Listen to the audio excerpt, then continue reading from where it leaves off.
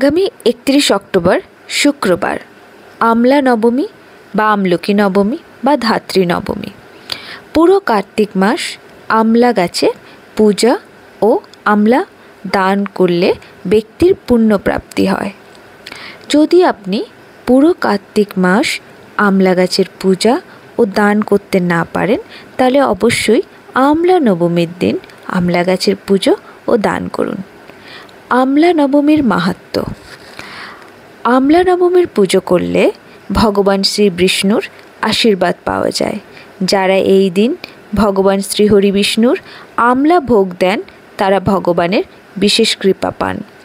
এই দিন ওম নমো বাসুদেবায় নমঃ বা হরে কৃষ্ণ হরে রাম মন্ত্রটি যতবার পারবেন ততবার জপ করুন। বলা হয় যে আমলা নবমীর দিন ভগবান শ্রীকৃষ্ণ কংসবধ করেছিলেন।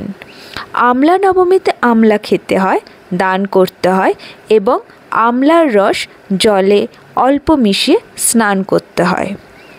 যদি পারেন আমলা হাতে নিয়ে গঙ্গা স্নান করা খুবই ভালো।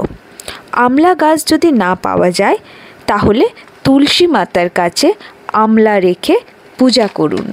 আমলা দীপ দান করুন। 5টি আমলা নিতে হবে। সেই আমলাগুলোর মুখ ছুরি দিয়ে গোল করে কেটে নিন। তার উপর ঘিয়ের বাতি দিয়ে জ্বালিয়ে নিন।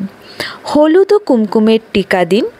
নদীর ঘাটে বা পুকুর ধারে, বিষ্ণু ভগবানের সামনে, শিব মন্দিরে, ঈশান কোণে বা ঠাকুর ঘরে এবং তুলসী মাতার সামনে একটি করে আমলা দ্বীপ দান করুন। যদি আপনি দেখেন যে আপনার পক্ষে শিব মন্দিরে, পুকুর ধারে কোথাও দেওয়া সম্ভব হচ্ছে না, তাহলে আপনি 5টি আমলাই তুলসী মাতার সামনে প্রজ্বলিত করুন।